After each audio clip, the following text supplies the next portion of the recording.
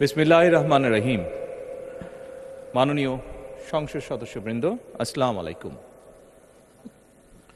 ফ্যাসিবাদের নির্মমতার শিকার অসংখ্য মানুষের কান্না আর হাজারো প্রাণের আত্মত্যাগের মধ্যে দিয়ে অবশেষে আজ থেকে পুনরায় যাত্রা শুরু হতে যাচ্ছে জনগণের ভোটে জনগণের কাছে জবাবদিহিমূলক সত্যিকার অর্থে জনপ্রতিনিধিশীল জাতীয় সংসদ।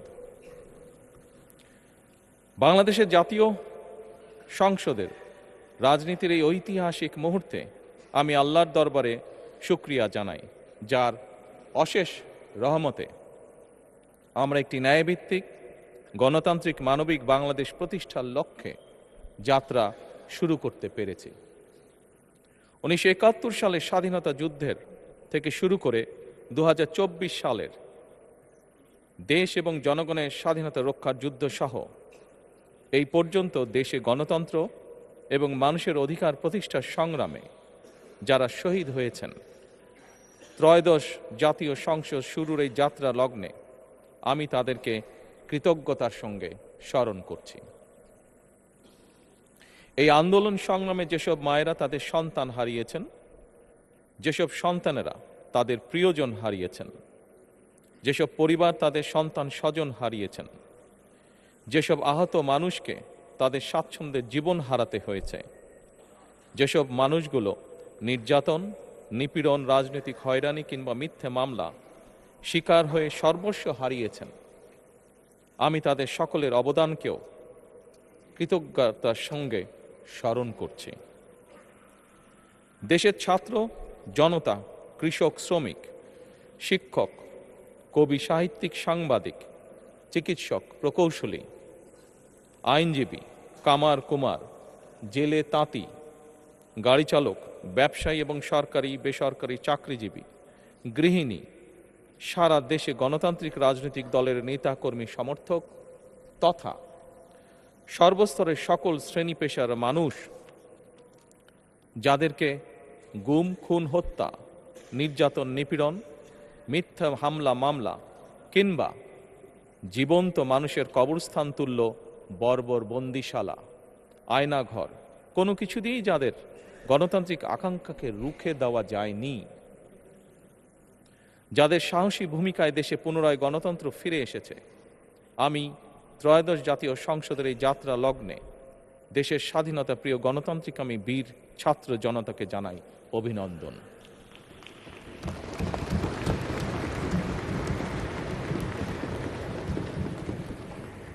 সম্মানিত সংসদ সদস্যবৃন্দ, দেশনেত্রী মরহুমা বেগম খালেদা জিয়া জনগণের অধিকার প্রতিষ্ঠায় দেশে সংসদীয় গণতন্ত্র প্রতিষ্ঠা করেছিলেন, সংসদীয় গণতন্ত্রকে প্রাতিষ্ঠানিক রূপ দিয়েছিলেন। সেই গণতন্ত্রকে প্রহসনের রূপ দিয়ে জাতীয় সংসদকে হাস্যরসের খোরাকে পরিণত করা হয়েছিল। দেশে তাবিদারি শাসন শোষণ কায়েম করা হয়েছিল। দেশে সংসদীয় গণতন্ত্র এবং জনগণের অধিকার পুনঃপ্রতিষ্ঠা করার জন্য দেশনেত্রী বেগম খালেদা জিয়া জীবনের শেষ দিন পর্যন্ত লড়াই করেছেন। জীবনে কখনোই স্বৈরাচার কিংবা ফ্যাসিবাদের সঙ্গে আপোষ করেননি। দেশে আজ থেকে আবারও সেই কাঙ্ক্ষিত সংসদীয় গণতন্ত্রের যাত্রা শুরু হলো, আলহামদুলিল্লাহ।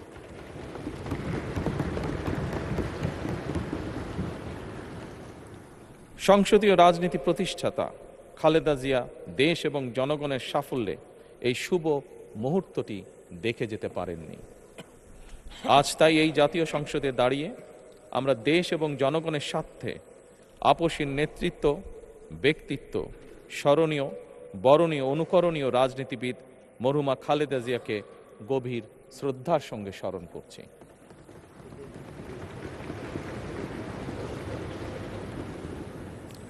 সম্মানিত সংসদ সদস্যবৃন্দ, দেশে বহুদলীয় গণতন্ত্রের প্রবক্তা এবং প্রবর্তক, স্বাধীনতার ঘোষক শহীদ প্রেসিডেন্ট জিয়াউর রহমানের একটি উক্তির কথা আপনাদের সামনে আমি স্মরণ করতে চাই। তিনি বলেছিলেন, জনগণই যদি রাজনৈতিক দল হয় তাহলে আমি সেই দলেরই আছি। অর্থাৎ ব্যক্তি কিংবা দলের স্বার্থ নয়, জনগণের স্বার্থই সবচাইতে বড়। এটাই বিএনপির রাজনীতি।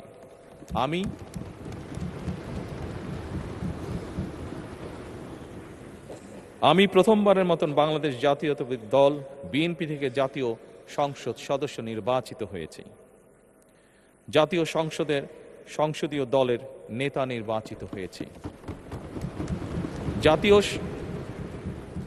জাতীয় সংসদে দলের প্রতিনিধিত্ব করলেও প্রধানমন্ত্রী হিসাবে আমি এই জাতীয় সংসদে দেশের প্রতিনিধিত্ব করছি। দল, মত, ধর্ম, বর্ণ নির্বিশেষে দেশের জনগণের প্রতিনিধিত্ব করছি। আমার রাজনীতি দেশ এবং জনগণের স্বার্থ রক্ষা করার রাজনীতি। বিএনপির রাজনীতি জনগণের জীবন মান উন্নয়ন এবং স্বনির্ভর বাংলাদেশ গড়ার রাজনীতি। প্রতিটি পরিবারকে স্বনির্ভর করাই আমাদের রাজনীতির লক্ষ্য। প্রতিটি পরিবারকে স্বনির্ভর করার মাধ্যমেই বিএনপি একটি স্বনির্ভর, সমৃদ্ধ, নিরাপদ, গণতান্ত্রিক বাংলাদেশ প্রতিষ্ঠা করতে চায়। এই লক্ষ্য অর্জনে আমি জনগণের সমর্থন এবং সহযোগিতা চাইছি। এই মহান জাতীয় সংসদে সকল দলের নির্বাচিত প্রতিজন সংসদ সদস্যের সমর্থন এবং সহযোগিতা আশা করছি।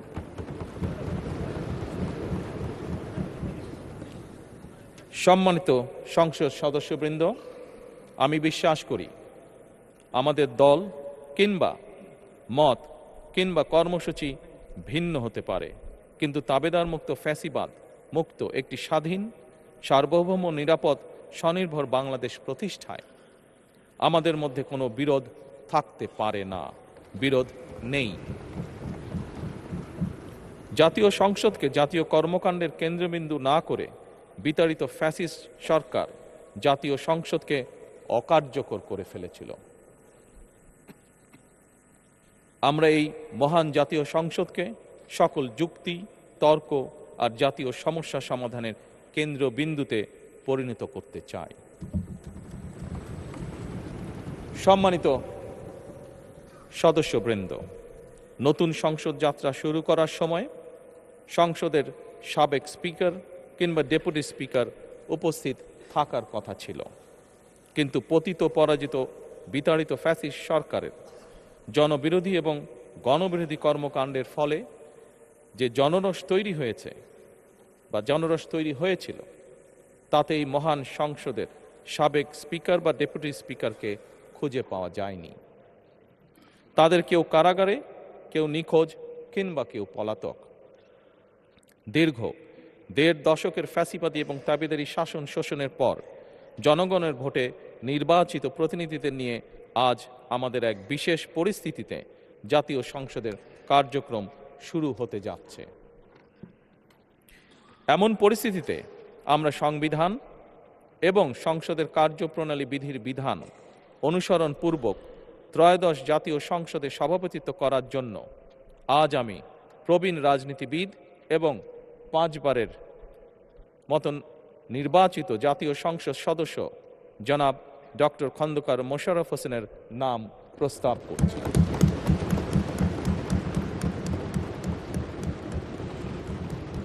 সম্মানিত সংসদ সদস্যবৃন্দ, আমাদের সংসদীয় রীতিনীতির ইতিহাসে এই ধরনের পরিপ্রেক্ষিত নজিরবিহীন নয়।